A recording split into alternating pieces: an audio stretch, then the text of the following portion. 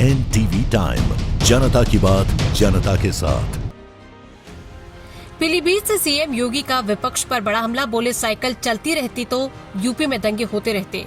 569 करोड़ से अधिक की 66 विकास परियोजनाओं का लोकार्पण और शिलान्यास, सपा कांग्रेस पर साधा निशाना। पीलीभीत दौरे पर पहुंचे उत्तर प्रदेश के मुख्यमंत्री योगी आदित्यनाथ ने विकास योजनाओं की सौगात देने के साथ साथ समाजवादी पार्टी और कांग्रेस पर जमकर राजनीतिक हमला बोला। बरखेड़ा और बिसलपुर विधानसभा क्षेत्रों में आयोजित जनसभा को संबोधित करते हुए मुख्यमंत्री ने कहा कि अगर उत्तर प्रदेश में सपा की साइकिल चलती रहती तो प्रदेश में दंगे होते रहते। उन्होंने दावा किया कि आज उत्तर प्रदेश में कानून का राज है और कोई भी दंगा करने की हिम्मत नहीं कर सकता। मुख्यमंत्री ने 569 करोड़ रुपए से अधिक की लागत वाली 66 विकास परियोजना का लोकार्पण और शिलान्यास भी किया। पीलीभीत में आयोजित विशाल जनसभा को संबोधित करते हुए मुख्यमंत्री योगी आदित्यनाथ ने समाजवादी पार्टी पर तीखा हमला बोलते हुए कहा कि प्रदेश की जनता ने सपा की साइकिल को पंक्चर कर दिया है। उन्होंने कहा कि अगर सपा की सरकार बनी रहती तो उत्तर प्रदेश में दंगे लगातार होते रहते। मुख्यमंत्री ने कहा कि पहले अपराधियों और माफियाओं को संरक्षण मिलता था, जबकि आज उनकी सरकार कानून व्यवस्था को सर्वोच्च प्राथमिकता दे रही है। मुख्यमंत्री ने कहा कि पहले प्रदेश में अवैध हथियार बनाए जाते थे, लेकिन अब उत्तर प्रदेश रक्षा उत्पादन का बड़ा केंद्र बन रहा है और ब्रह्मोस जैसी आधुनिक मिसाइलों का निर्माण हो रहा है। उन्होंने इसे बदलते उत्तर प्रदेश की तस्वीर बताया। मुख्यमंत्री ने कांग्रेस पर भी हमला बोलते हुए कहा है कि देश के विभाजन की जिम्मेदारी कांग्रेस पर है। उन्होंने नागरिकता संशोधन अधिनियम का उल्लेख करते हुए कहा कि पहली बार किसी सरकार ने पाकिस्तान, बांग्लादेश और अफगानिस्तान से धार्मिक उत्पीड़न के कारण आए हिंदू, सिख, बौद्ध, जैन और अन्य अल्पसंख्यक समुदायों को विस्थापित लोगों को नागरिकता देने का निर्णय लिया।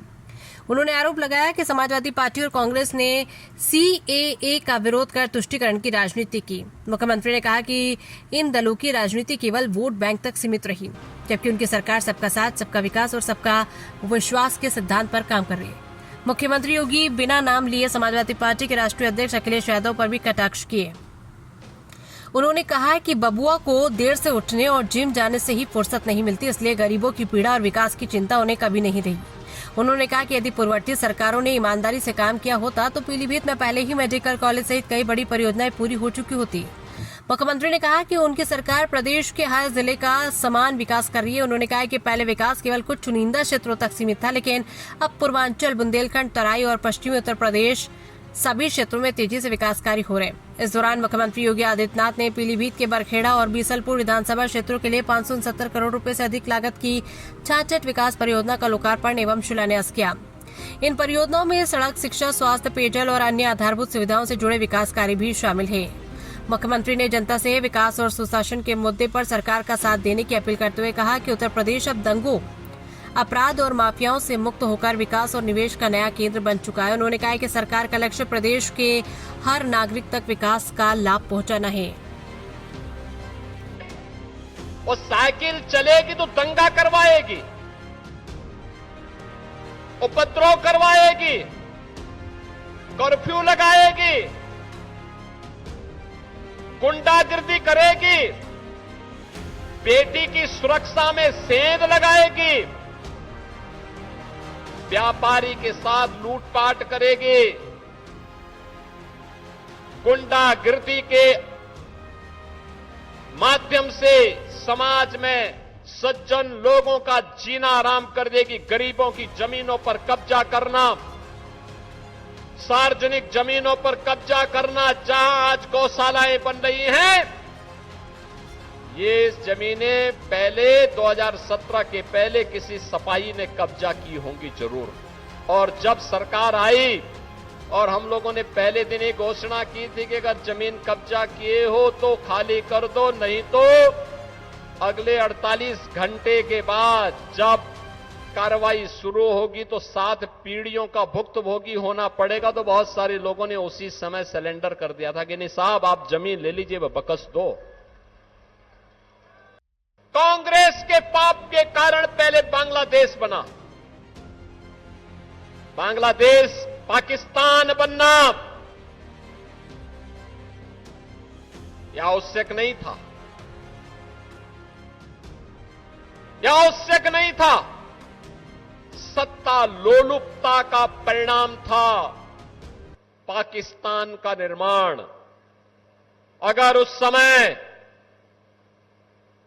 समय का कांग्रेस का नेतृत्व अड़िग हो गया होता, जिन्ना अपनी मौत मर गया होता और भारत का विभाजन दुर्भाग्यपूर्ण विभाजन नहीं होता। लाखों हिंदुओं का कत्लेआम हुआ, लाखों हिंदुओं को अपनी पैतृक भूमि को, अपने पुण्य भूमि को छोड़ना पड़ा। स्वतंत्र भारत में उनके मन में एक अभिलाषा थी कि मुझे जिस आधार पर विभाजन किया गया था उस आधार पर भारत के अंदर शरण मिलेगी, नागरिकता मिलेगी, सम्मान के साथ मैं जीवन यापन कर पाऊंगा। बहन और भाइयों, कांग्रेस ने कभी सुध नहीं ली, लेती भी कैसे? और कांग्रेस के हमरा समाजवादी पार्टी को भी कहां फुर्सत थी, कहां फुर्सत थी? क्योंकि इनको तो तुष्टीकरण से जब फुर्सत हो तब गरीबों के बारे में, दलितों के बारे में, पिछड़ों के बारे में, वंचितों के बारे में सोचते। इन लोगों को विभाजन के बावजूद भी केवल और केवल मुसलमानों की चिंता थी, हिंदुओं की चिंता नहीं थी, सिखों की चिंता नहीं थी, बौद्धों की चिंता नहीं थी, जैनियों की चिंता नहीं थी उनको। अरे समाजवादी पार्टी और कांग्रेस के लोगों,